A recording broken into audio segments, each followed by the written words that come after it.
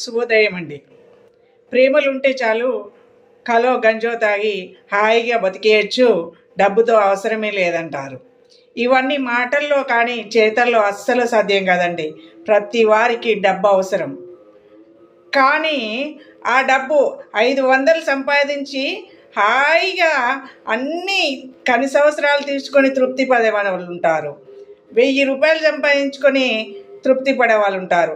50,000 ఖర్చు పెట్టి కూడా తృప్తి పడని వాడు ఉంటాడు. లక్షలు ఖర్చు పెట్టి కూడా తృప్తి పడేవాడు ఉంటాడు.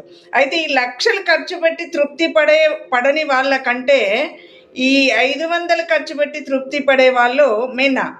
అంటే ఇక్కడ డబ్బు అవసరమే, కానీ దాన్ని సర్దుకొని ఆ ఉన్నంతలో తృప్తి పడడం మిన్న. తృప్తి పడడం నేర్చుకోవాలి.